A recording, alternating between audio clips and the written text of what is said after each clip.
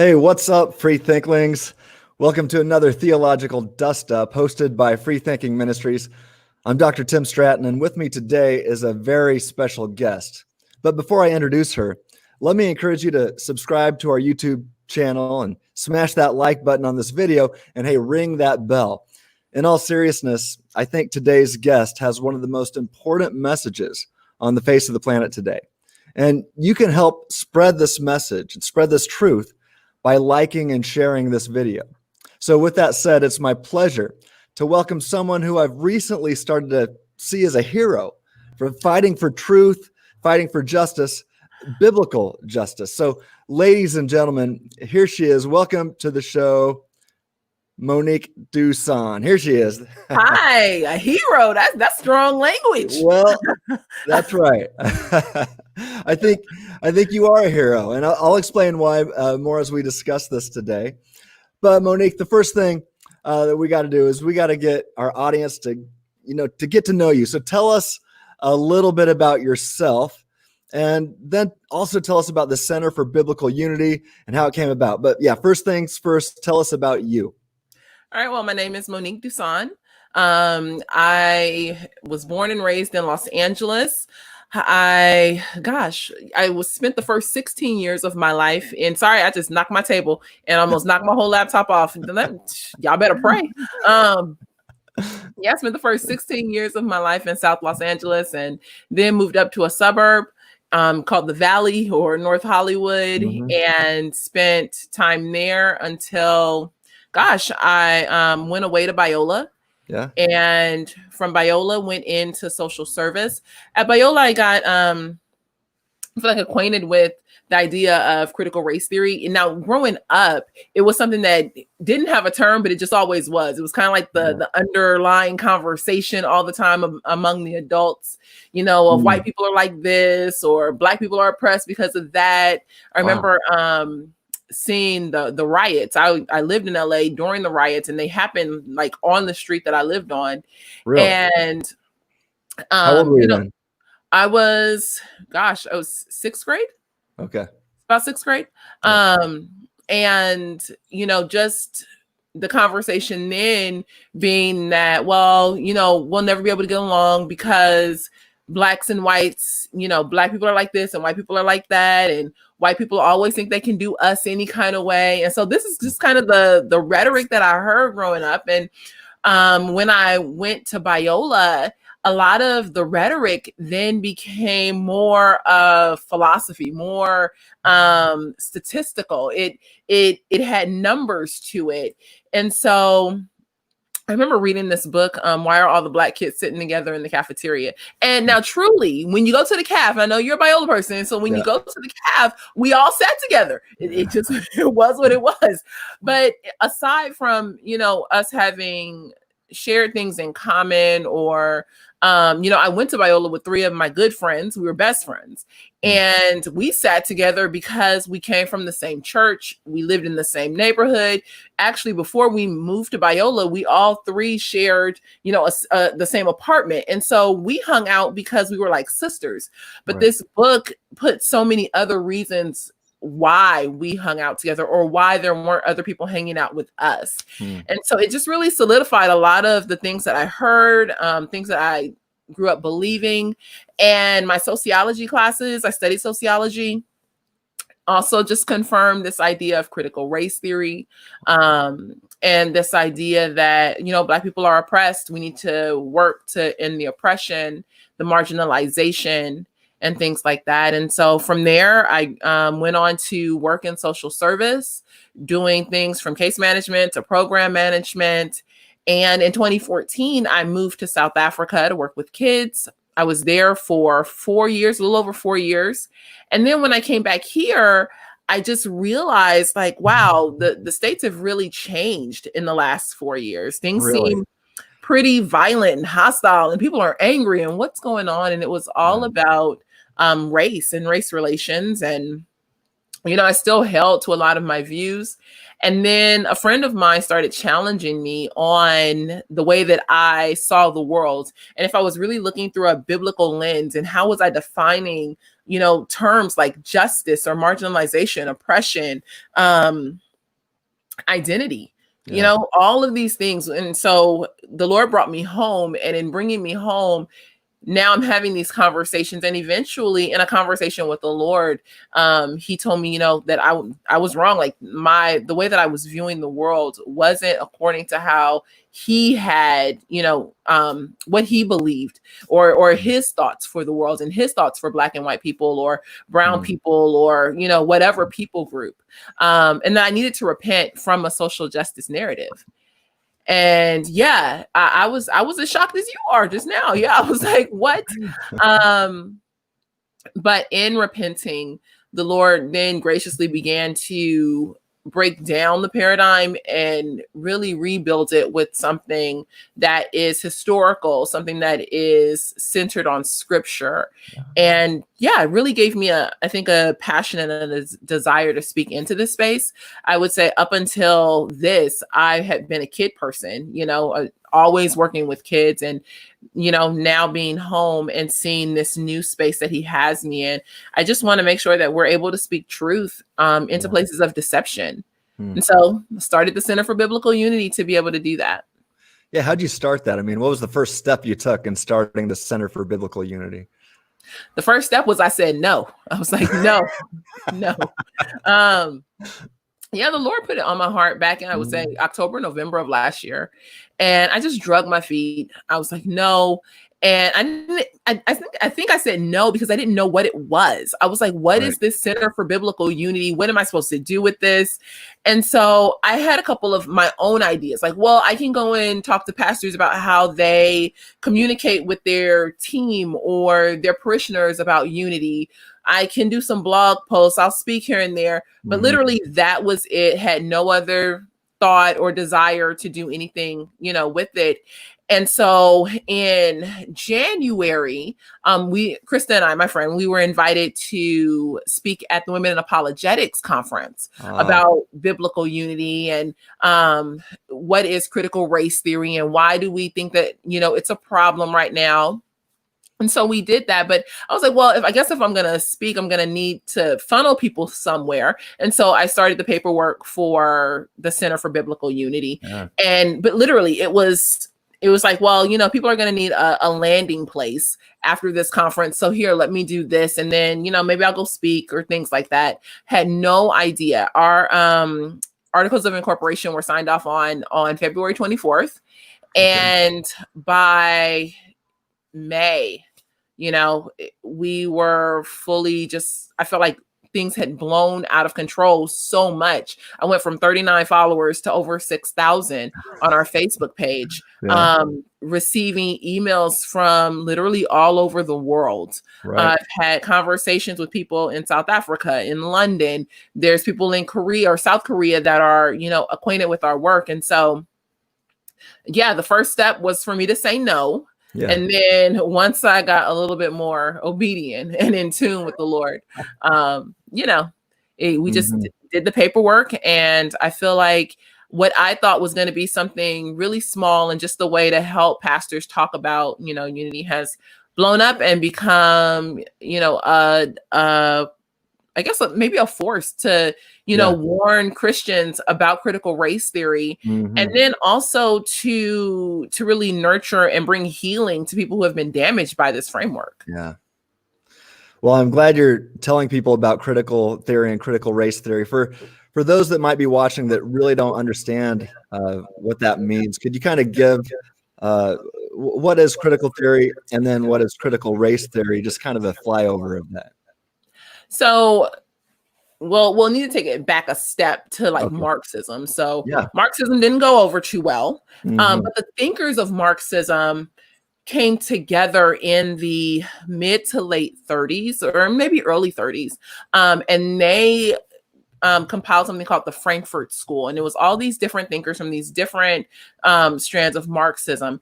And within that, they were looking at oppression, oppressed, who are the oppressed within a society and who are the oppressors. Yeah. They came up with this idea of critical theory, just really being critical of the culture of society and looking at, again, like, who are the oppressed, who are the oppressors. But that, let's see, I guess in maybe 37, 39, there was an uprising in Europe, and those thinkers then fled to New York, and I believe it's New York, but they fled to the States, and they just continued a lot of their work, albeit kind of silently. This idea of critical theory was still at play.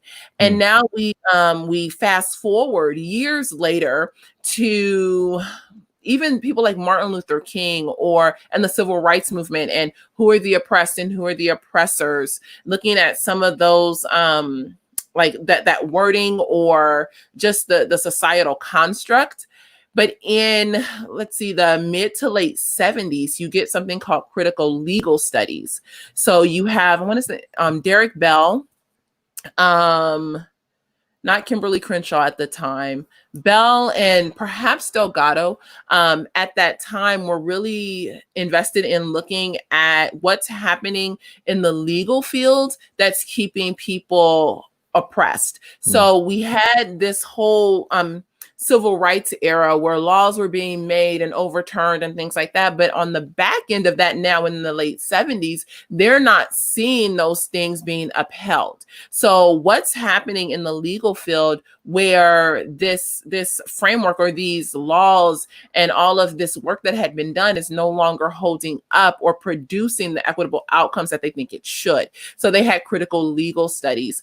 From critical legal studies, you get the birthing of critical race theory or critical race studies. And that just looks at what is happening within the society based on race. Who are the oppressors? Who are the people being oppressed based on solely like the racial outcomes? What is equitable? What's preventing equity within the spheres of race? Now, what's the difference is there a difference between equity and equality?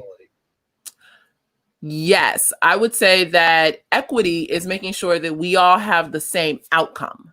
So you and I start something together, and we should all have the same we should be able to have the same outcome.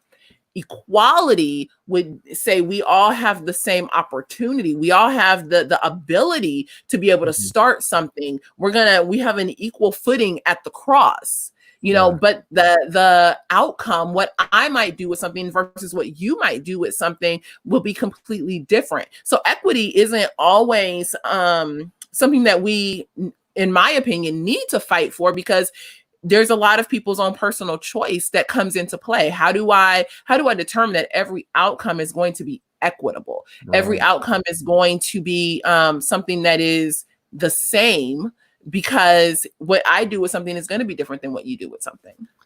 Yeah. So a lot of this would come down to something I talk about quite a bit, just free will and free choices and responsibility and things like that. Yes. And so, I think, go ahead. Sorry. Well, I was just going to say, on a secular naturalistic view, the idea of free will, at least a libertarian free will, they don't believe in. They reject that idea. So I'm just wondering off the top of my head if these things are even related right now. But anyway, what were you going to say about that? No, I was just going to say that, within critical race theory, anyway, that's not something that I see given a lot of play. The idea of free will or my choice, if I am responsible for myself, then I can choose to do something or I can choose not to do something.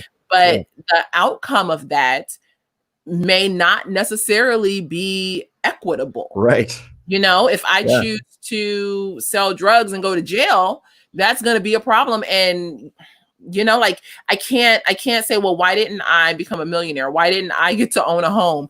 This is unequitable when I've made choices in my life that don't support the vision that I claim I have. Yeah. So lately I've heard it often, people saying, hey, that's the gospel of critical theory and it's incompatible with the gospel of Jesus Christ. Is there, how is critical theory or critical race theory opposed to biblical Christianity? Well, I think what's important to understand is that people who get swept up into critical race theory do so because they have some overlap. Mhm. My friend Krista says that critical theorists or critical race theorists borrow from our worldview. So they're concerned about things like justice. They want to help the poor. They are concerned about marginalized people groups or, oppressed people. I think where these things take radical turns is in the definition of the God. What is the gospel? Right. Is it a gospel issue to be concerned about race? Is racism a gospel issue? Does it, like, how are you saved? Are you saved by the works that you do, or are you saved based on the fact that Jesus Christ came, bled, and died, and rose again? What are the tenets of our worldview? So for someone in the social justice narrative, they would say that yes, Jesus saved you, and he came according to First Corinthians, and what is the gospel? So they'll say that, but then in order to truly be saved, you also have to do this other work. So you need to read these books. You need to divest yourself of whiteness. You need to be an anti-racist. There's all these other things that I call Jesus plus, when in reality it's Jesus only. Yeah. So yes, there are things like, I feel like with people, other people, if I truly love them as I love myself, then yes, I want to make sure you eat. Yeah. But that work of making sure that you eat does not ensure my salvation. My salvation is secure through Jesus, not the other work. Yeah. Yeah. Atheists can do that too. People Yes. that reject Christ can make sure people are eating, so Yes. yeah. So a couple things you mentioned, well, primarily one comment you made that I hear a lot is that I need to divest myself of my whiteness. And when I push back or I ask more questions and say, well, what do you mean by that? And then I'll say, well, man, my friend who's black, Adam Coleman, he believes the exact same things as I do almost across the board. And I've had somebody say, well, he's been infected with whiteness. I'm like, okay, well, what does that mean? And the more I ask questions, it seems like they're not opposed to a color of my skin, but opposed to the ideas of Jesus Christ. And to me, it seems like whiteness has become a code word for anti teachings of Jesus. I don't know. Am I onto something there? Come on now, Tim. Come on. Yes. What are you talking about? Yes. Okay. So this is what it is. It is, and oh man, I was just talking about this the other day, is that we started out with this idea of we need to divest ourselves of whiteness. And when I say we, I mean like society, the culture has this idea of divesting yourself from whiteness, which, I mean, the Smithsonian just came out with this whole little infographic of what whiteness and white culture are. So it's things like being on time.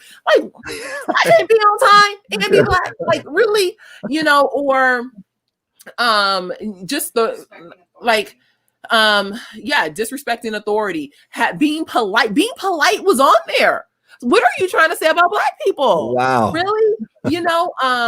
Holding certain holidays, holding certain religions and things like that, but or religious practices, the sacraments and things like that. It's like, what they're saying, what they're doing is they're taking the idea of whiteness, which at one time was just the structures that continue to hold black people down, and they've moved that into overlapping with the Judeo-Christian worldview. Mm-hmm. So now what you're going to soon see is that whiteness is going to be removed and the Judeo-Christian worldview is going to be put in that place. So now, instead of people saying whiteness is wicked, they're going to say the Judeo-Christian framework is wicked. Now you don't need to divest yourself of your whiteness. You need to divest yourself of the Judeo-Christian worldview. It's going to be a problem. Yeah. And, being related to Marxism, I just start connecting some dots and it starts to make sense. It's scary. Mm-hmm. It really is. And that's why I call you a hero, because we need so many people to stand up and speak the truth like this. What's scary about it is, I guess I've said, I see either a violent civil war eventually or a revival of the gospel, another great awakening. And I'm praying that it's another revival and people are coming to Jesus Christ and seeing humanity for who we truly are. Yeah. All created in the image of God. So, but we've got to speak up. I keep putting it out on social media. Don't be silent. Keep speaking the truth. Yes. And use any platform you have. So people like you have a huge platform. Others might not think they have a platform, but I'm like, hey, if you've got a social media account, you can influence a platform somebody. and you can influence someone. That's right. Yes. Right. And I mean, I really have a heart for especially white people right now. Like, I feel like my heart is really hurting for all people who don't go along with the social justice, critical race theory narrative, but especially for white people, because I feel like there's this notice or narrative going around in culture right now that white silence is violence, white people do something and things like that. And then it's like, well, as soon as you speak out or say something, then you run the risk of getting canceled. But one of the things that we say on our podcast, all the things, is you're going to have to speak up. You're going to have to, because otherwise people will continue to do you any kind of way. Like, you can't be so afraid of being canceled that you won't speak up and speak truth. At some point, Christians, black and white, are going to have to speak the truth and stand for our brothers and sisters. Brothers and sisters come in all shades. That's right. So it's like, if I notice that somebody's coming for my brother, I'm going to stand. I have to stand up. I have to say, no, not today, Satan. You can't come for my brother today. See? And that's why I call you a hero. That's what heroes do. I don't know if I'm a hero if I just grew up in the hood. Like, but I'm serious. This was how I was literally raised. It was like, if my friends and I walked to the store, our parents let us know, like, if somebody comes for you, they better get all of you, because, if they come for one of you, all of you better jump in. This is what it is. I think we've lost that idea within the church. Like, or I don't know, maybe we never really had it. I would hope that it was something that was lost. Yeah, but I think you're right. It's like, we have to have this understanding of adoption, of the fact that we are now adopted into the family. We are family. There isn't, it's not like, when you adopt a child, the judge signs the paperwork and now you still got to do some work to get into the family. No, the paperwork has been signed. The blood has been spilled. We are family. That's right. And so, because we're family, I can't let somebody come for you and just treat you any kind of way because I'm your sister. Yeah. Well, you're about to make me cry. So that's really good. Come on now. What's that? I said, come on now. We got to keep going. Yeah. Okay. Well, let me move on. That was really well said. Okay, I guess I have one more question before I move on. I think when you were on Elisa's show, I thought I heard you say Auntie that Elisa. Yes. Yeah. She's awesome. She don't know I call her auntie, y'all. She don't even know, for real. That's just between us. Okay, I won't tell anybody. Thanks. So I thought I heard you say that you used to be a part of Black Lives Matter. Were you an actual part of it, or were you just supportive of them, or what was that? No. I supported the ideology. I supported the thought. Okay. And I think the way that I framed it was, if something happens in Paris, there's a shooting or a bombing in Paris, people put up the little hashtag pray for Paris. Yeah. If there's something up in Sonoma County, the Sonoma County fires, Sonoma strong, like, there's a hashtag for it. Yeah. And I was in support of that thought, like, Black people are being plucked off, which, depending on where you sit and the statistics that you look at may not actually be as strong as, what Black Lives Matter is actually saying. Yeah. But now I'm like, no. And it was just looking more into the organization.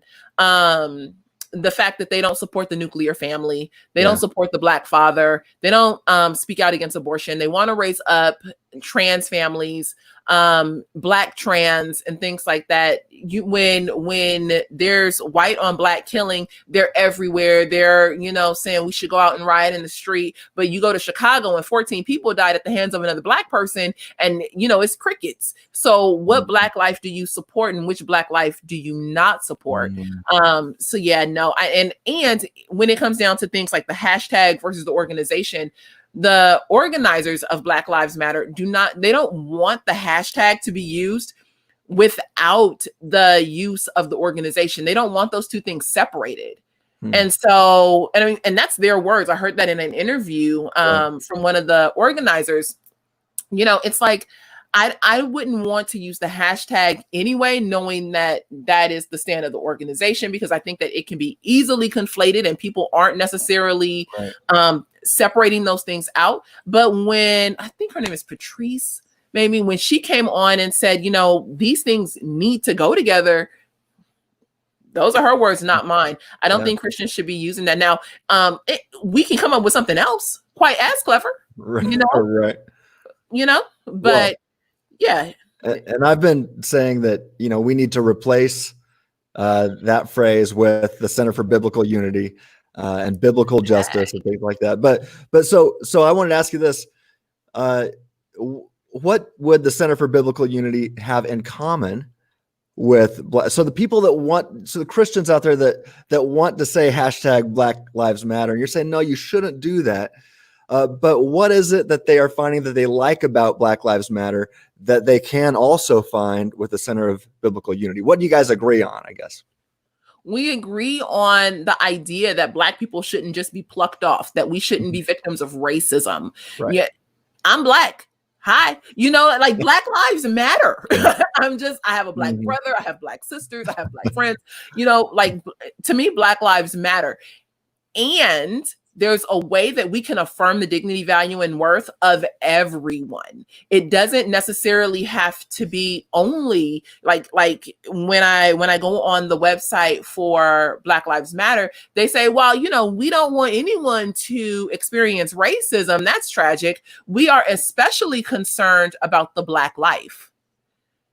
So to me, there's a bit of partiality there. There's a bit of, you shouldn't really have to, but if you do, it's okay. We're going to really fight for this first. And I feel like within the kingdom, our identity is first in Christ. Yeah. And so if it doesn't matter who's experiencing the injustice, we can use our voice, we can use our dollar, we can use whatever to be able to speak out against that.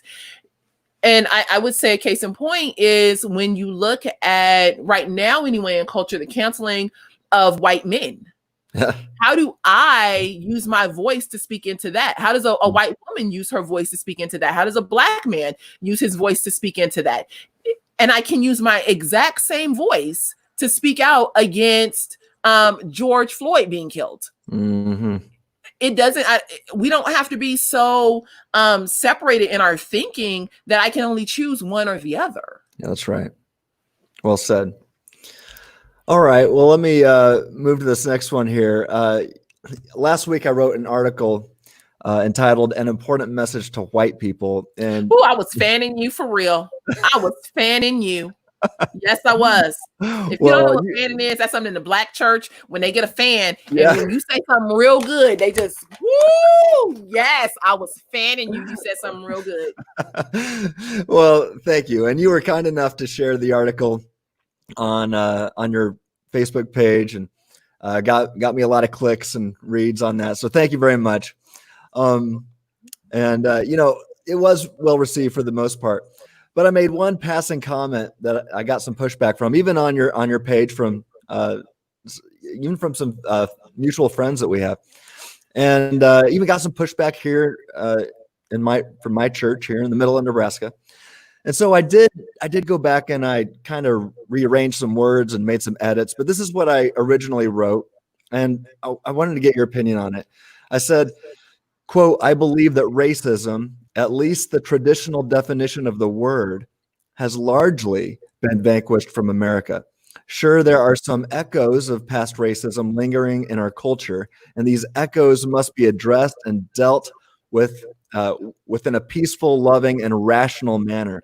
Be that as it may, I am confident in declaring that the vast majority of white Americans today are not racist. And I went on to describe how I was raised, in my experience of a Gen X white boy growing up in the middle of Nebraska, growing up back in the 80s and 90s. Me and almost all of my friends, if you go into our rooms, most of the posters were of black men, black heroes that we looked up to from, in my really younger days, it was Michael Jackson. And, after Thriller came out, I was always trying that little diamond glove with the glitter. I had the glove and I was moonwalking all over the house, and then I got older and I got into Run DMC, and, that's all I could rap all their songs, and our friends. And then we got into sports, and it was Walter Payton and Magic Johnson, and of course Michael Jordan. To say that Michael Jordan was my hero, my childhood hero, would be an understatement. It was everything Michael Jordan. And but I wasn't unique. We all I just didn't feel any kind of twinges of racism from in my own being, or I didn't get it from my friends. But, I guess maybe that's what I had in mind when I wrote that comment. Now, you're definitely not going to hurt my feelings if you disagree with me. I'm simply after truth. And I know you endorsed my article as a whole, or at least in general, because you shared it. But do you think even with that comment I made, do you think I might have missed the mark even a little bit? Well, let me start out by saying I was actually going to write something, I feel like, to white people, just as you matter, we see you, you're like, it's okay. But then as I'm writing, here come you. I was like, he didn't. Right here, really? Today? Okay. I had to put my feelings aside, and it was okay. Yeah. That happens to me all the time, though. Other people steal my ideas. I was like, really? Yeah. All right. We gonna decenter the whiteness, and we gonna be okay. But no, I honestly, when I think about racism, I think about structural racism, and then I think about personal racism. Yeah. Structural racism, when you look on paper, a lot of it has, I won't say 100% because I don't ever think that anything is like 100, but I think that a lot of it has by and large been removed from paper.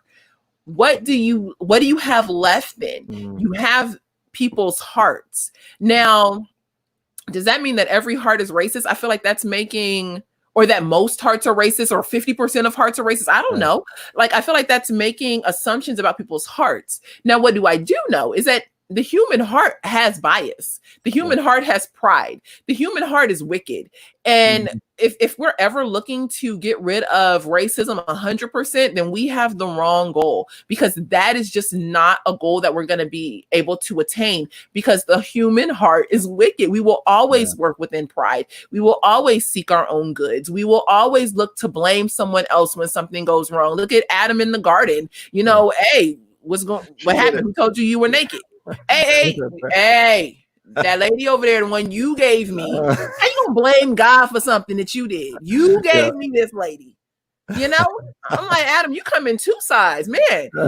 And then she's like, well, it was the serpent. And I think that part of the fall, part of us, that sinful part of us, is gonna look to blame. But when I consider, like, are we a post-racial society, post-racism society?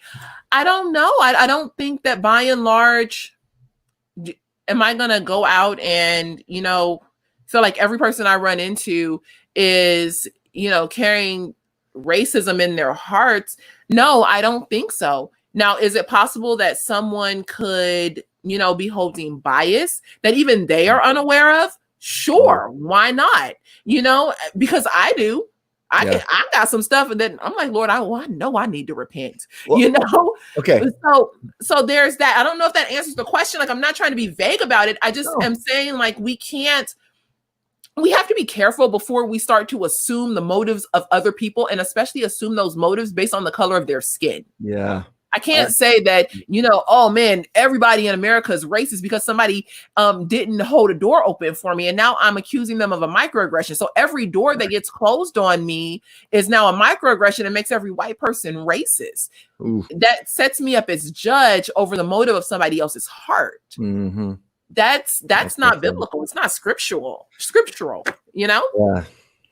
Well, I apologize for writing that article before you got to it. So I would, you should write it anyway. You should still write it. I don't know. I feel like mine wouldn't be as good. And What? here's the reason why. It's because I think that sometimes you need people who understand and have been there to speak into certain things. And I just think that as a white man, you spoke into things that I just wouldn't, and with passion and clarity that I might not be able to have. And that's okay. Like there's no threat there. There's no insecurity there. I was like, hey, you better go ahead and preach, and it was something that needed to be heard. And now if I say it and if I write it as a Black woman being from the other culture, so to speak, would it land differently? Sure. But I thought that your piece was brilliant and it really spoke into a place of pain for a lot of people. And it was shared a ton and there was so much positive feedback on it. I was just like, yes.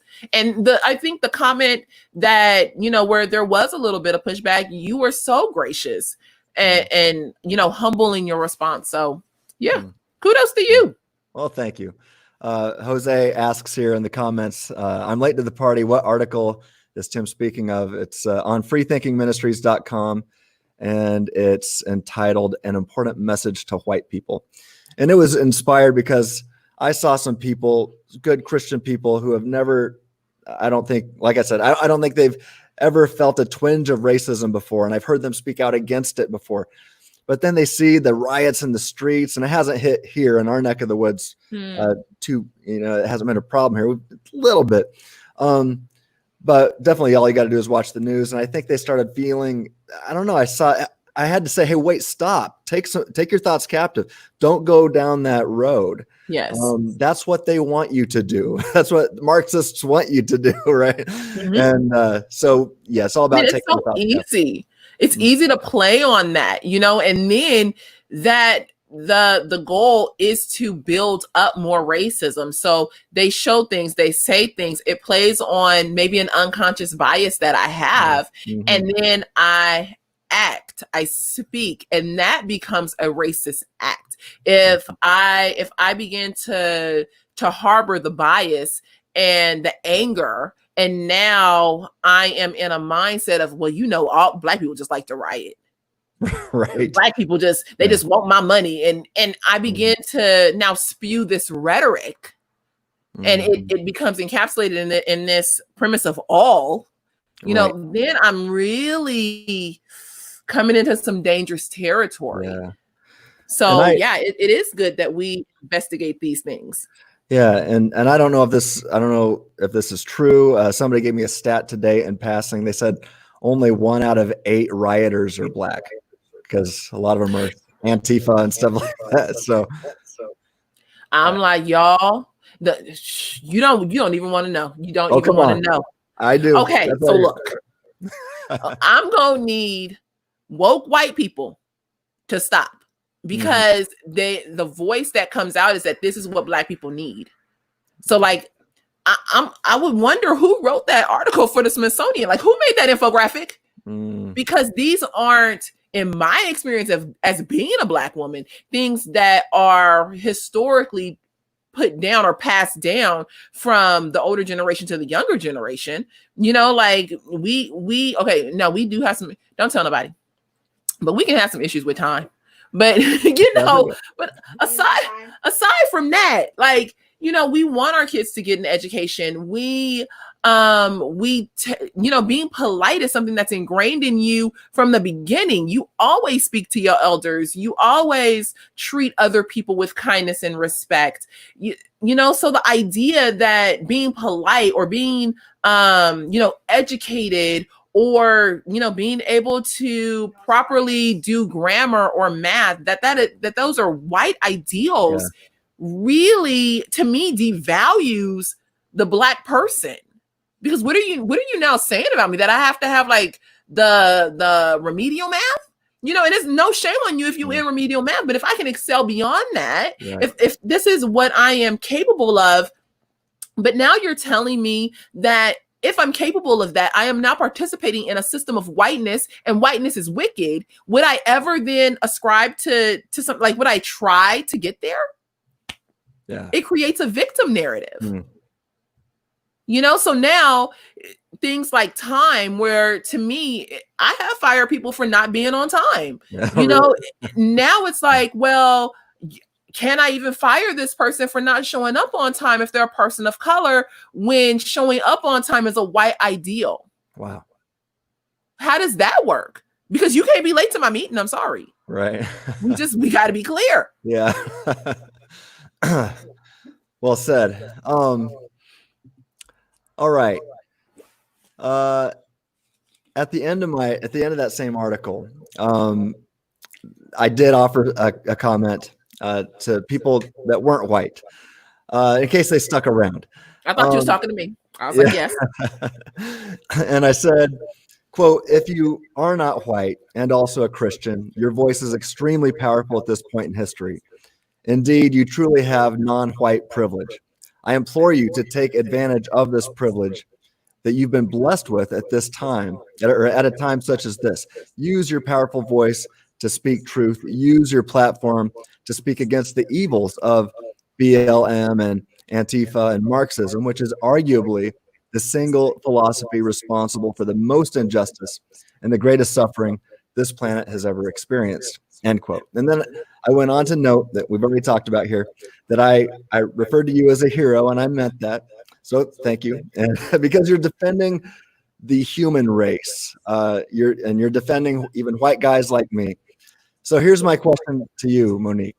What's it like standing up against the current powerful narrative, really being a hero for humanity in this cultural environment? Everybody else is saying it's the oppressed versus the oppressor, and you're saying, no, we're in this together.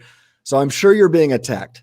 So, when you stand up for truth, so if so, I guess just let me ask it this way. Are you being attacked for your message? And if so, what's it like and how do you handle it? I think some people have stopped talking to me. Yeah. I guess like the straight out attack, and I praise God for this, that maybe it's just that, my circle is so small that I don't necessarily feel, quote unquote, the attack. Mm-hmm. If anything, I think that when I've prayed, like, Lord, we need encouragement, or, we need, remind me of why we're doing this, people will write in and say, your voice is so powerful. Thank you for that. I honestly think that, I had a conversation. Let me say this. I had a conversation with a friend, and he came for, my podcast partner, Krista. We're partners through and through with CFBU and stuff like that. And he came for her. And I've known this guy for 20 years, and I've literally used my voice to defend him because he's my brother, but I had to remind him, like, the same way I'm not going to let you come. I wouldn't let somebody come for you. I'm not going to let you come for my friend. I think that is more so what my friends know about me, is that, like Peter, like, I'll cut off. We might have to have a conversation about your ear. But by and large, like, I feel like I say what I say, and mm-hmm. I said what I said, and if you don't like it, that's okay. We can have a conversation about that. I'm open to dialogue, but don't think you're going to come at me crazy. Yeah. That's just it. That's all. But that's always been, my stand. Like, we can have a conversation about it, but you're not going to talk to me crazy. You're not going to, treat me any kind of way. And I think that's the same mindset, though, that I carry into this conversation. And it's not to be a hero. It really is just to fight for my brothers and sisters, like that's what it is, because we're family. So yeah, I think hero is an extremely gracious word. Mm. I don't see it that way. I just kind of see it like, you know, we're in the body together and we're brothers and sisters, and so Yeah. somebody has to stand up. And Well, here's the thing. Krista asked me one day, she was like, well, with all that's happening right now against white people, do you think that Black people should stand and speak up for white people the way that, you know, during the civil rights era, Black people needed white people to stand and speak up? And I started thinking about that, and it's true. You know, I do have a unique platform. I am a woman of color, and I can say, hey, wait a minute, this isn't right. My voice is different than what you see by and large in culture. And so I do agree that that's a privilege. Yeah. And but right now people are scared. So many people are scared. Somebody sent me, I think yesterday, a stat about Barna did some research that shows that pastors, Christians in general, are scared right now of being canceled or worse. I mean, we're seeing some physical violence. We've seen death out of this whole thing. Yeah. And we see people getting shamed and canceled. And people are scared right now. And so a lot of people aren't doing the right thing and speaking truth to the power. I mean, let's just be honest where the power is right now. And you are speaking truth, and you don't care what happens. And that's why, I know you say being called a hero is gracious, but that you're just doing what heroes do, you know, and the heroes in the movies, they don't want to be called heroes either. Now, I'm not trying to give you a big head. I'm encouraging other people to be My like family you. wouldn't let me get a big head. My family would not let me get a big head. Dinner still got to be cooked. Like, Yeah, it's, right. you know. Well, my wife does the same thing for me. Trust me.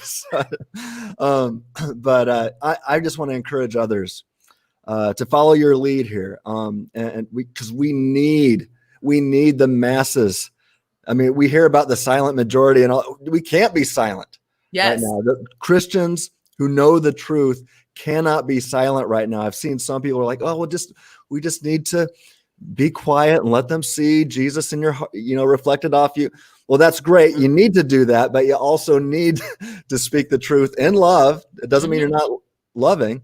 I think we should be loud and loving at the same time. Well, see, and that's a whole other thing too, is that, I have so many thoughts. I'll start at the beginning. First is the idea that I'm afraid to get canceled. What are you willing to risk for your children or your grandchildren? Right. Do you really want them to be so disunified? Okay, I guess disunified is a word. But if it's not, you know what I mean. You know, so separated, so impacted by race that now they are like completely, if you're white, the oppressors, and can't have a voice at all, must stay in the back, must feel shame. Is that the legacy you want to leave for your kids and grandkids? Well, if you don't want that legacy, then you need to open your mouth and speak up now. That's right. Because right now is the time that we're setting up a legacy for our children and our grandchildren. What is the legacy you want to leave of the church? You know, it's not just that people are being attacked. They are coming for the historic Christian worldview, and they're not going to stop until they get it. So we're going to have to stand up and say something, or just be okay with letting it erode away, you know. But there's not much in the middle. And then when it comes to love, yes, standing up and standing in love, but we have to be clear that the way the culture defines love is quite different than the way that Christians define love. You know, if I tell you that this is a sin, trust me, I'm telling you because I love you. Culture is going to say, I'm telling you because I hate you. Those are two different things. So I can't get caught up with the idea of acceptance and tolerance and all these things according to the way the culture defines it, because that they want me to accept them. And that is what love is. No, honey, love is really telling you that you're on a slippery slope to hell. Let me let you know, like, let me love you. Let me truly love you. Now, yes, I care if you eat. No, I don't want to see you become the victim of racism. No, I don't want you to be, you know, marginalized because of your religious beliefs and things like that. But there's sin in your life. that's a slippery slope to hell. Yeah. So we need to have that conversation too, and understand that culture might deem me as being an ist, a sexist, a racist, I don't really know what to tell you, but if I have to now bow my knee to culture in order for me to be accepted, we have to have a few other conversations. That's right. That's right. Yeah, we've got to speak up. I was with Adam Coleman and Timothy Fox last summer in Washington, D.C., and we went to the Holocaust Museum, and something that we read there really hit us. I think it's engraved in the wall, and it said, this is from a famous, or I can't think of his name, but a Lutheran pastor who was living in Nazi Germany. And I believe it said this: first they came for the socialists, and I did not speak out because I was not a socialist. Then they came for the trade unionists, and I did not speak out because I was not a trade unionist. Then they came for the Jews, and I did not speak out because I was not a Jew. And then they came for me, and there was no one left to speak for me. And that's good stuff. Yeah, it is, isn't it? And that's real good. We've just got to speak the truth. We've got to speak out against evil wherever we see it. We do need to speak out against racism. We need to speak out against Marxism. We need to speak out against every evil-ism that's out there. And it's not either or. We need to fight all the evil that's out there with truth. Yeah. So and get in a conversation with the Lord about how you fight. I think that culture right now is saying, well, if you're going to be anti-racist, you're going to do all these things, you're going to use this hashtag, you're going to post this much on your social media feeds, or you're not truly against racism. Right. No, the Lord actually may be telling you something completely different. Get in a conversation with the Holy Spirit and say, what is my role in using my voice? That could be that you support a ministry, or that you go start a food pantry, or that you start a new ministry at your church about unity. It could be different for each person. The new mom or the new parents with triplets, it's not a lot. I don't see you really going out and doing a lot, but maybe there's something else you can do. Yeah, that's exactly right. Well, hey, we brought up Alisa Childers. What do you call her again? Auntie Alisa. Auntie Alisa. So how did you guys get to know each other? Ooh, quite by accident. So she is friends with my friend Krista, and she came on our podcast. And from there, I think right after maybe Ahmaud Arbery or George Floyd, one of the two, she asked me if I would come on her podcast and talk about critical race theory. Yeah. And that podcast has had about 30,000 views. Yeah. Oh, wow. Mm-hmm. Well, I shared it quite a bit. So I shared that all over social media. When I watched that, it hit me so hard. And that's when I was first introduced to you.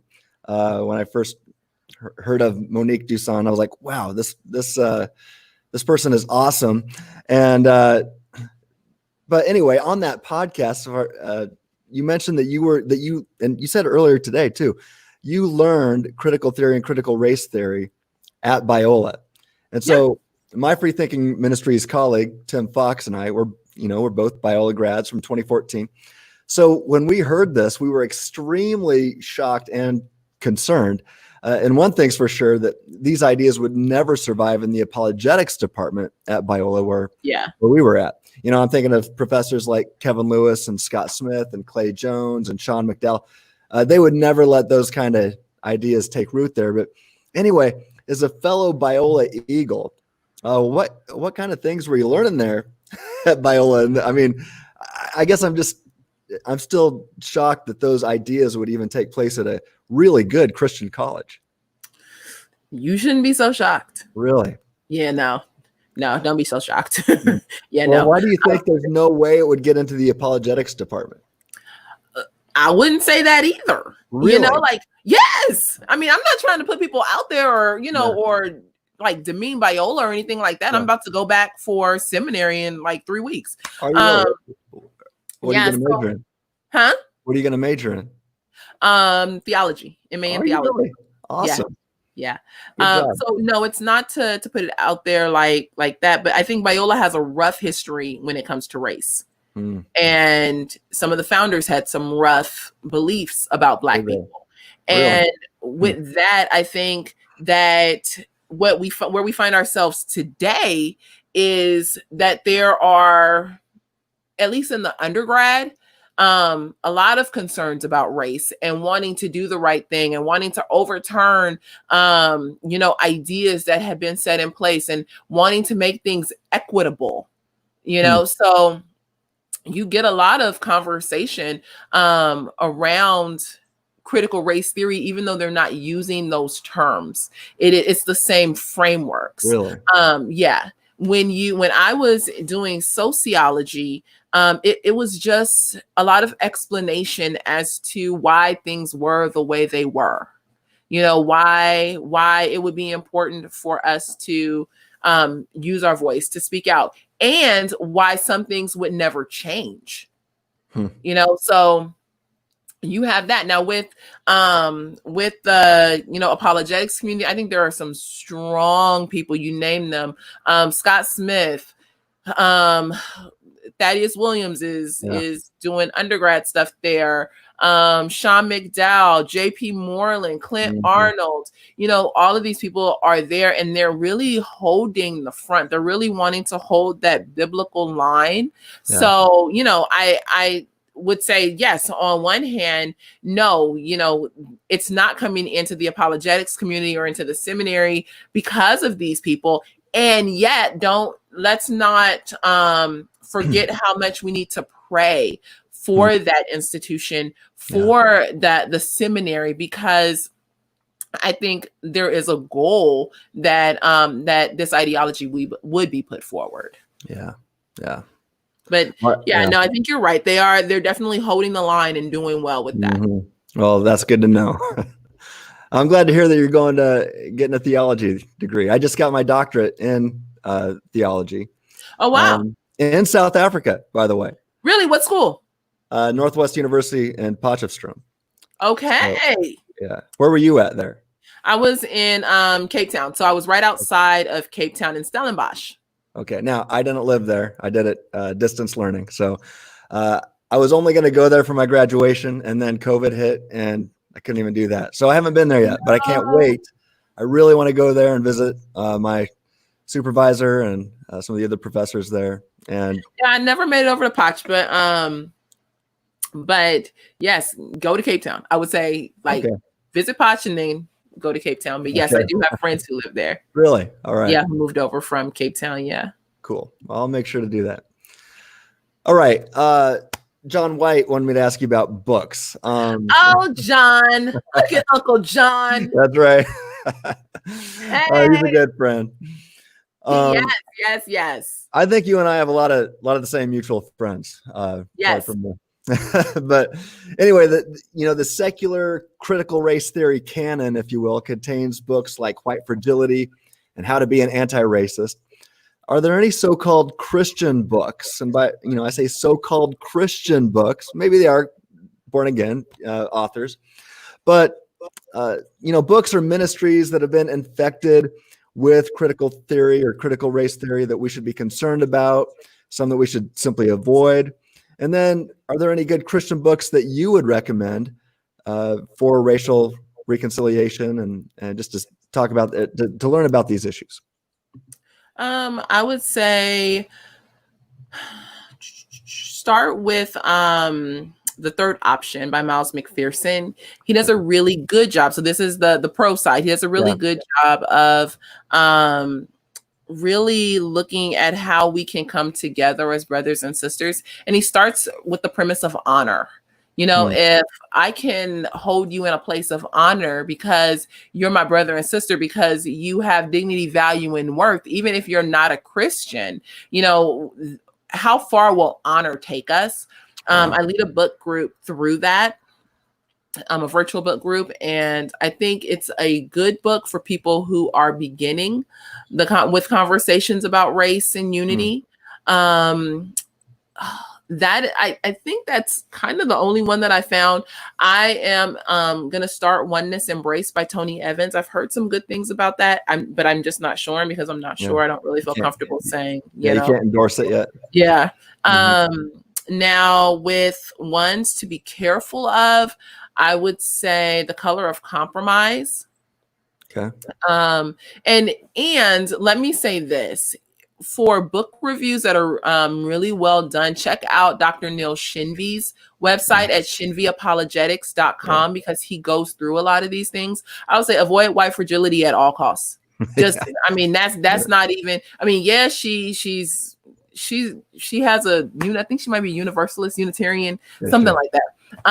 But yeah, just avoid white fragility. It's, I mean, when I read it, I was just like, this is really unfortunate. And just to me, seeking to pit people against each other. The Color of Compromise by Jemar Tisby, I would say, no, I would leave that one alone. I know that there's like a look at history and what does history, mean and say and things like that. But there's no real way to bring about a place of unity to me through that book. And then regarding like small group studies, everyone is talking about Be the Bridge right now. Right. Gosh, I think Latasha Morrison's heart for unity is good. I think she honestly does have a heart for unity. But the way that she goes about it is CRT. And even though in the book, I feel like you might not overtly see that, when you get into the small groups or into the Facebook community and things like that, it's like, what can I say? Like, white people should expect or be ready for Black people to cuss at them or call them names. She put out this thing, 16 things white people can do. Well, why not 16 things humans can do? Everybody can do, participate in this. I am very leery of things that pit us white and Black. Like, we are a new humanity, Paul says, the dividing line is gone. We are now one. And so we need to be looking at what can we all do together to walk out our unity, to actualize the unity that he has declared over us.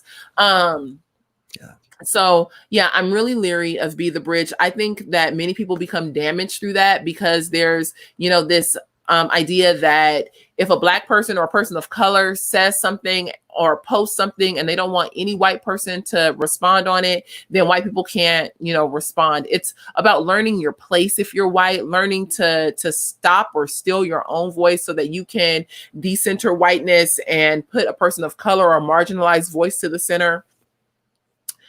I think we all can use some time being quiet. Let's decenter. Right.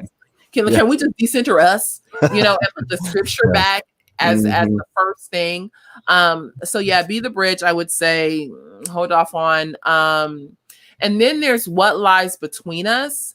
And Lucretia Carter Berry, I think, again, has a heart for unity and to bring truth to some of the things that history may have said, well, it wasn't this bad, or we only want to show this side of history. When we look at the scriptures, we get a full orbed view of what happens with the Israelites. We don't just hear the good parts of the Israelites. We don't just hear the bad parts of the Israelites, but we get to journey with them.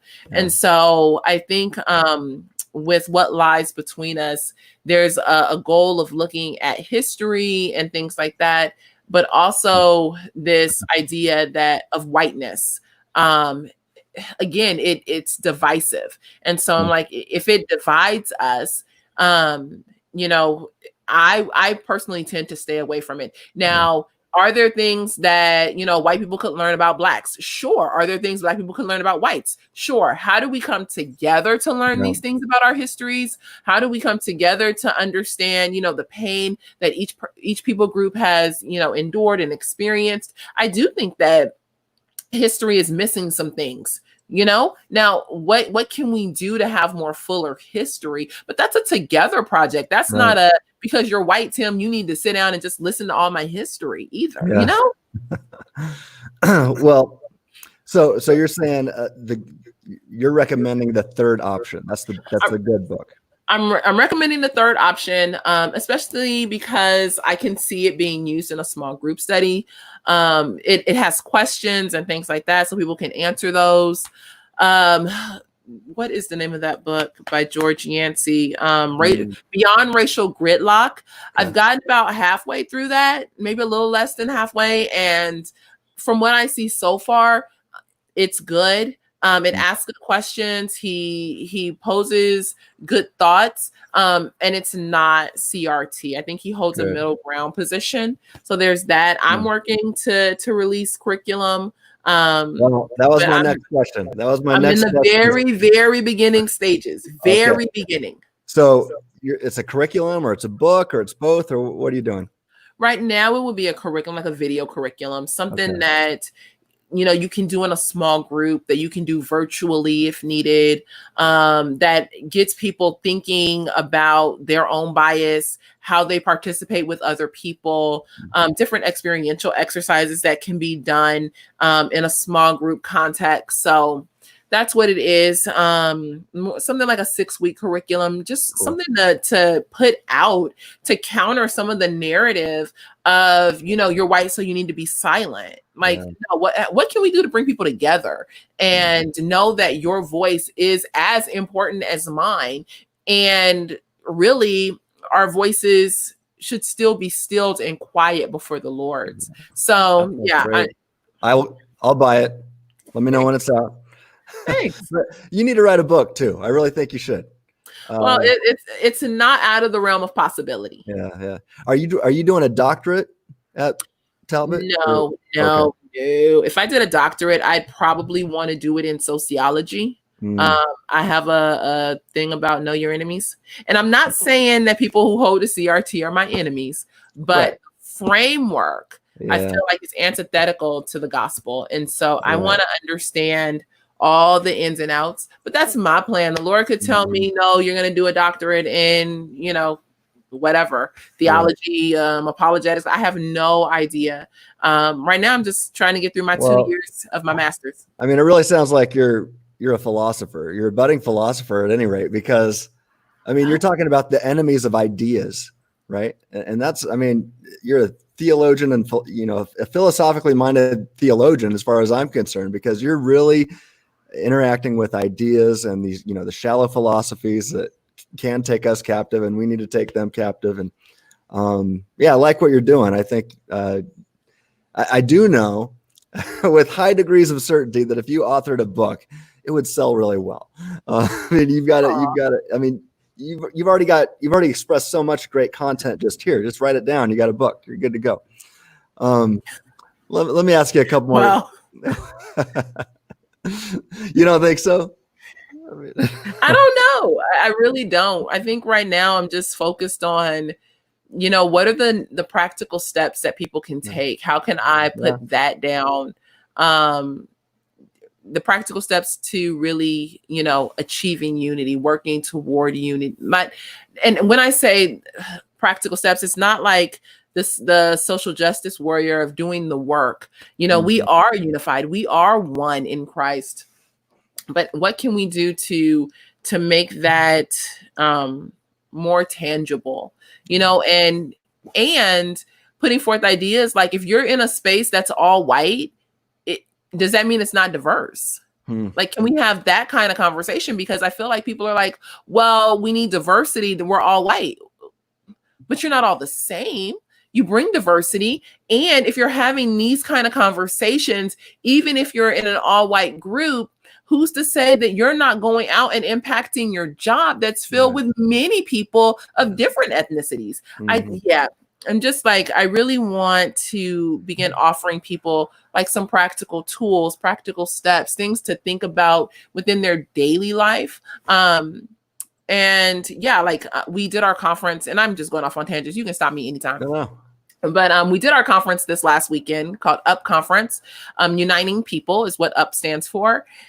And in my talk at the end of it, because I've received so many letters of what do I do next, I put that back on them, on us, like as a family. Like, you have to get into a conversation with the Lord about what your participation is. What is your vision for unity? Because it'll look different than mine. But I think that as we continue to discuss the practical steps, I can assist in saying, hey, I know you might not see clearly what the vision is, but it could look like this, it could look like that.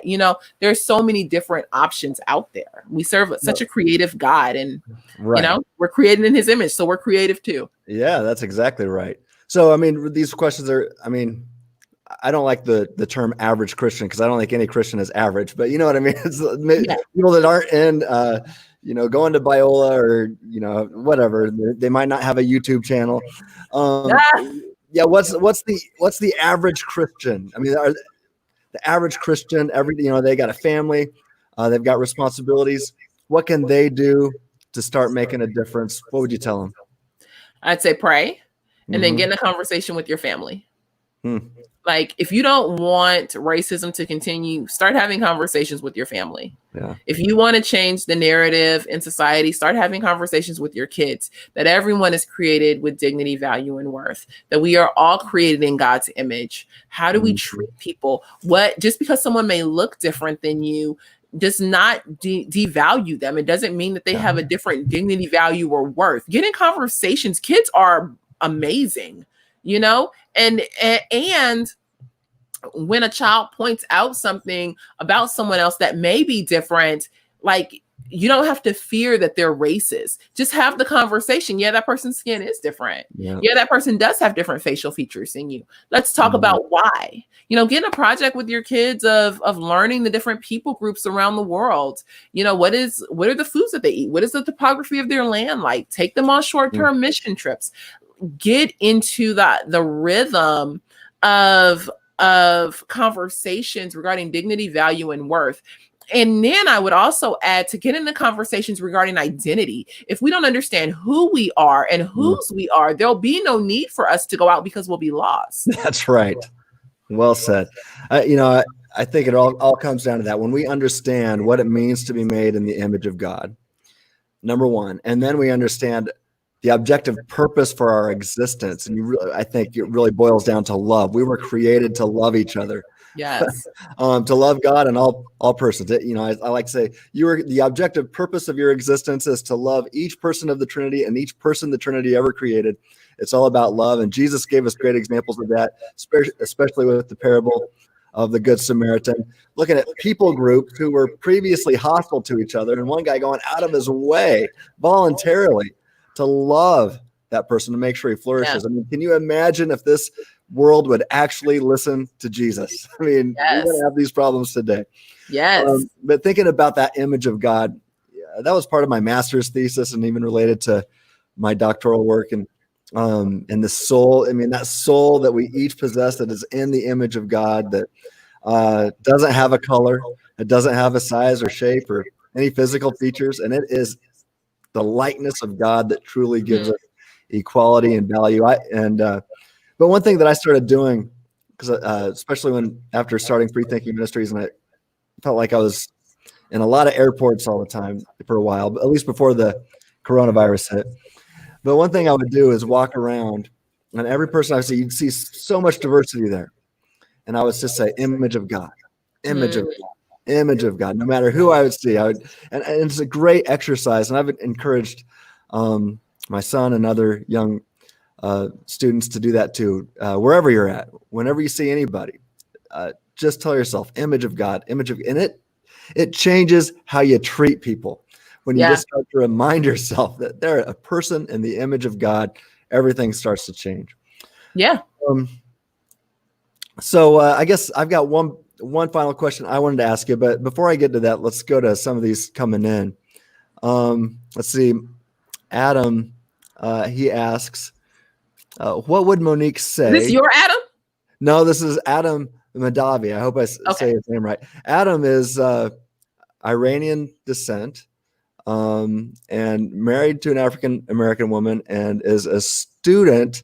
He's a current college student in South Carolina, I believe. And he says he is fighting against critical race theory every day.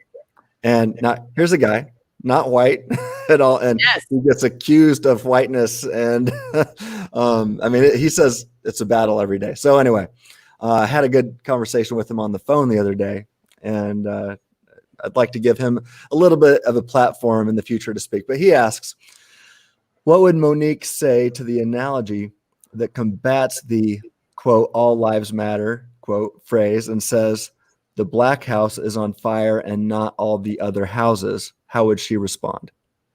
Are you familiar with that analogy? Yeah, like when you're pouring the water on one house, but the other house is burning down. Well, I think it's if somebody says, "Hey, this house is the black house is burning, and their lives matter," and then we'd be over here saying, "Yeah, but all lives matter." I don't know. Maybe I'm not familiar with that analogy, but I think it's a meme. I think I saw it. Okay. I would say, like I said earlier, as Christians, we should be concerned about injustice. We should be concerned about racism. We should be concerned about marginalized, people being marginalized because of, their religious rights and things like that. Mm-hmm. And can I use my voice to speak into that? Sure, I can, but we cannot. I think what the meme does is say, let me see the best way to put it. It's like, this house is on fire, and I'm not even gonna look to see if the flame or the embers are even drifting over to the other house. Does that make sense? Like, yes, we can put out the flame of this house. I can speak into the fact that I need some water. Hey, somebody send me some water. There's something not right here. We need to, address this. Yeah. And I can also look at my neighbor's house and be like, hey, let me make sure, because love would say, that's right, I don't want my neighbor's house to catch on fire. Mm-hmm. So while I can do two things at once. I can put water on my own house and look to make sure that my neighbor is also not about to burn down. That's the first thing. The second thing we can do two things at once. We can do two things at once. The second thing I would say is, when somebody starts to yell fire, fire, are you actually smelling the smoke? Do you see the flames? So a lot of people are yelling out fire, fire in areas where there is no fire, because it drums up the rhetoric that people need, that Marxists need, that critical race theorists need in order to keep this narrative running. So yes, I'm all for Black life. Again, melanin, like, I'm Black. You know what I mean? Please don't let my house burn down. But I'm not going to be mad at you if you want to make sure that the embers aren't flying over to your own house too. Like, why do we think that we can only do one thing at a time, or that this one thing has to be the most important thing, and I can't also hold this over here as important as well? Right. So I don't know, Adam. I don't know if that answers your question, but that's not how I see it right now. He got on here and he said, yes, she understood it. So good job. Thanks. Let's see. Let me scroll through here. Just looking for question marks on some. Okay. Terry Hollifield, another friend of mine. He says, what are some go-to resources to hand out in beginning conversations with Christians who have gotten entrapped by CRT, looking for wedges to open minds to truth? What are some, read it again? Sorry. Yeah. What are some go-to resources to hand out in beginning conversations with Christians who have gotten entrapped by CRT? Terry, why you gotta ask that question? I'm just saying. I'm just here trying to do a simple podcast. I don't know. Well, I think maybe you're working on some of this stuff. Maybe you're. No, okay. So here, and you and I can talk about this later on. Like, how do we get this out to people? Yeah. Maybe it's something that I put on my website. I have no idea, but I have, and I just literally have this here. I was not thinking about promoting this at all. Defenders Media did this for us. Yeah. Kurt Jaros. Yeah. I met him at the Evangelical Theological ETF. Something y'all theologians be doing. Yeah, yeah. So you were And there? Was that in San Diego? You were there in San Diego last year? Krista was in San Diego. I came up for Biola on the Road and the Apologetics Guild. Did you speak? No, me? Yep. They didn't want nothing I had to say. I was there. Really? I didn't know that. Yeah, with I call him Uncle Dr. Scott Smith. Oh, he is he was my main guy going through my master's thesis. He was my main supervisor. Uncle Dr. Scott. Woo, love that guy. Jim. But I got into a conversation with Kurt and I just really challenged him and was like, what's your view about critical race theory? Like, I can't live in that life. And he eventually came around to tell me that he was against it as well. And I was like, why you got to take me the long way around? But it was a very good conversation. And so I challenged him or asked him if he would do one of the tracks that, his company does. Yeah. And so he did. And it's called Was Jesus Woke? Hold on. Wait. Can you see it? Yeah. So Was Jesus Woke? And then on the back here, I'll hold this up here. And let me read it. So on the back it says, Was Jesus woke Jesus versus biblical Jesus? And then you can see what the worldview question is. So I guess this can come to that question that we were talking about before we got on the air. Like, what is the worldview question? So every worldview answers certain questions. Worldviews just like a worldview has specific set of questions. And we look at CRT's answer to the worldview question and then Christianity's answer to the worldview question. Mm-hmm. And so this, I would say, would be super simple and practical to get into people's hands. Is that available? Sorry, people just walking in my room. First of all, that was great. I'm in the middle of an interview with Tim Stratton, and now the whole world gonna know when I get frightened. First, I'm trying to figure out who coming in my room.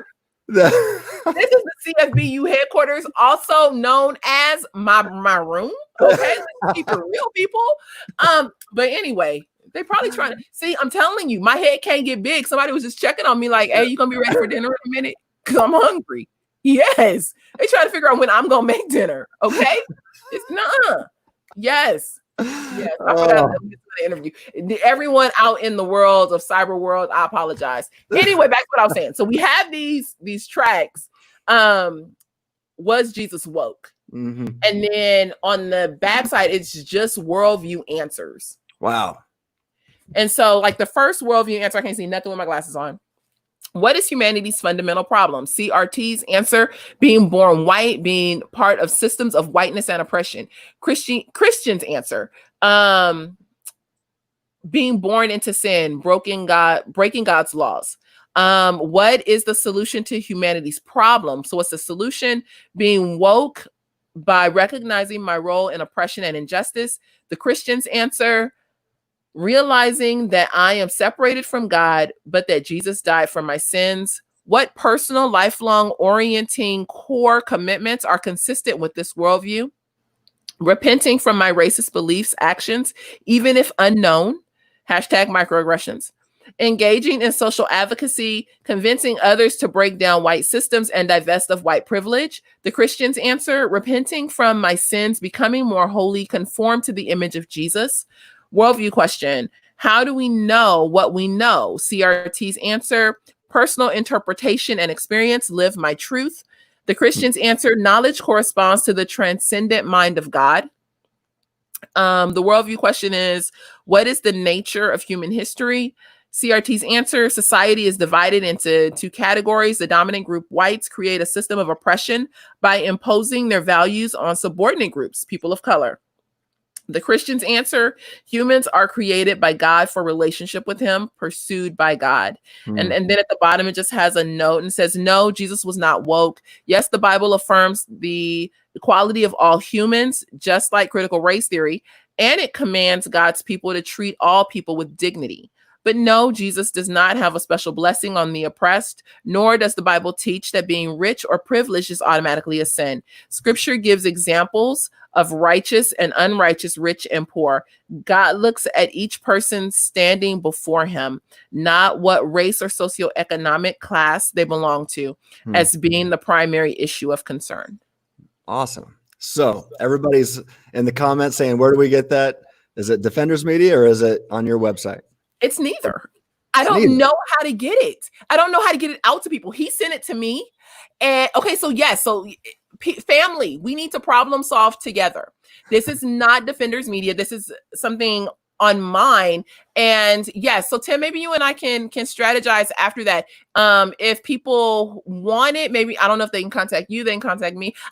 Family, look, I didn't think I was going to jump. We was going to be here overnight. Literally, like, he made this. I don't even know when he sent this to me, but it's been a while ago now.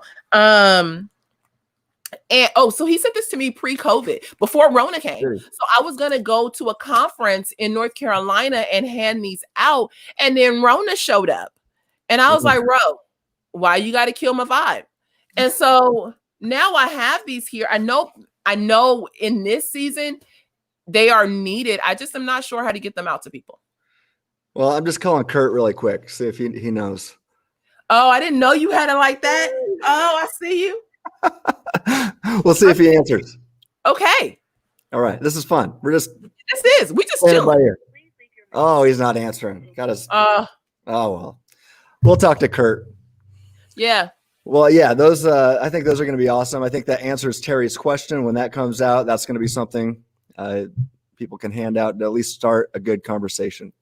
And or you know what I can say, you can email Center for Biblical Unity at gmail.com, and we'll figure out a way to get them. Like, if you want to just put in a request, and we'll figure it out. It might have to pay for postage, but we can get them out. I have 700 of them, so we can get it out. Right.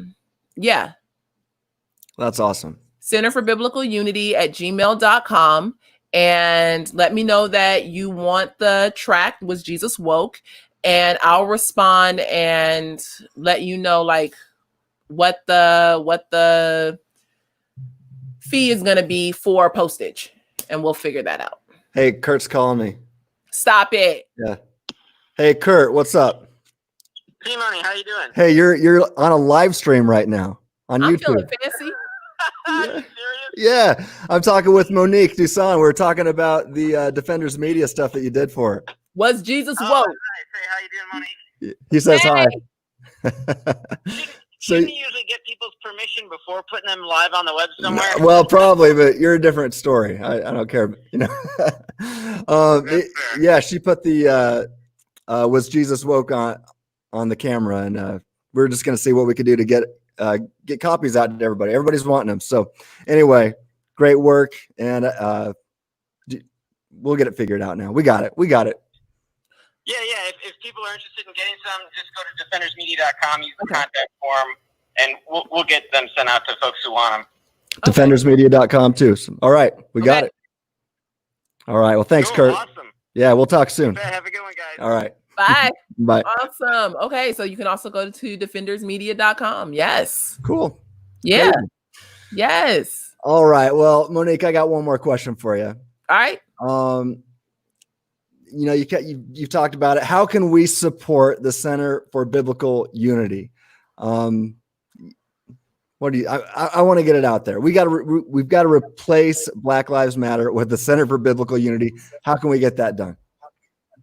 Well, first and foremost, please pray. Like, people can financially support and all that stuff, and that's awesome and amazing. You can share our page, but if you're not praying, please pray that I have wisdom, that I, would not,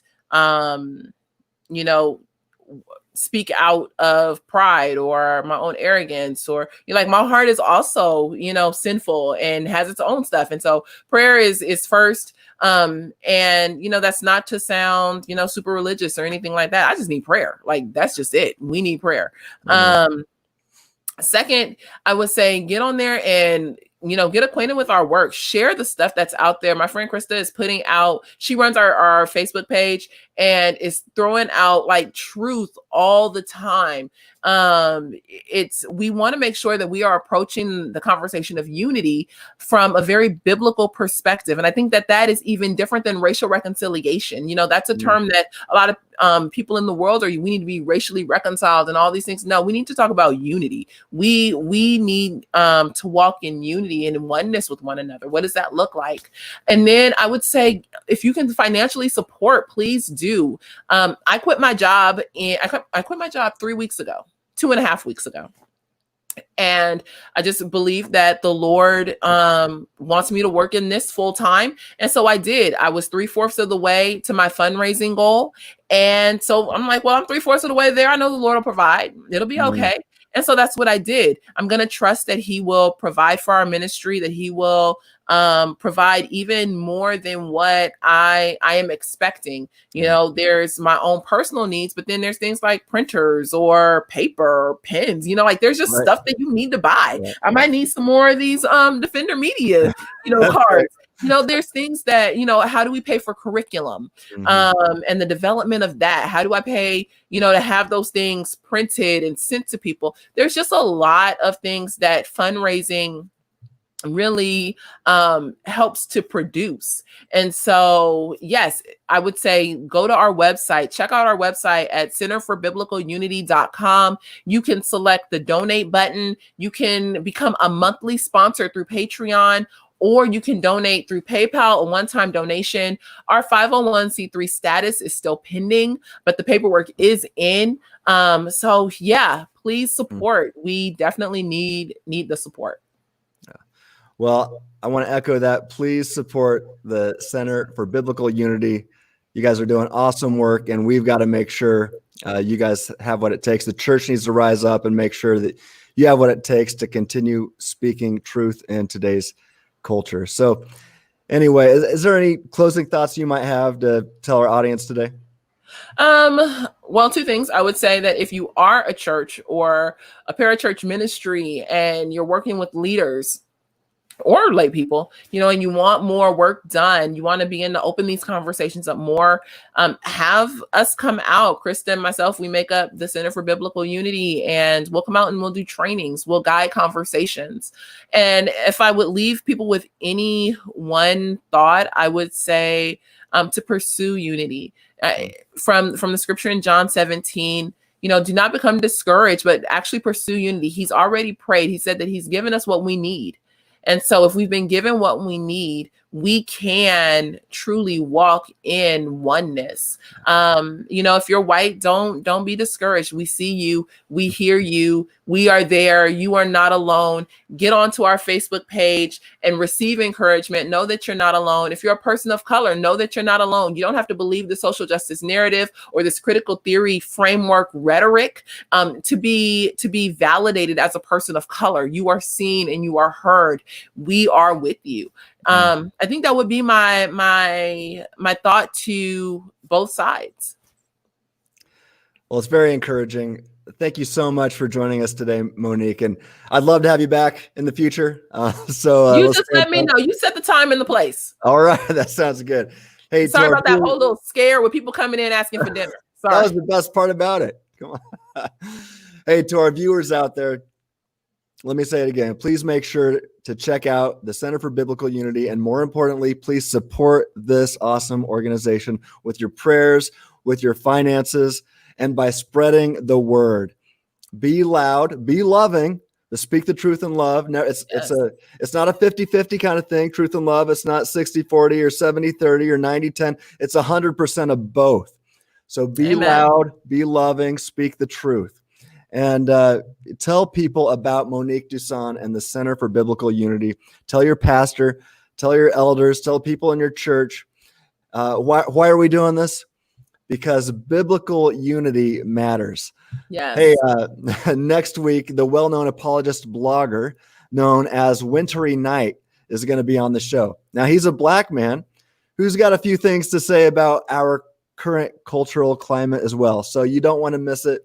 So see you next week and stay reasonable. Bye.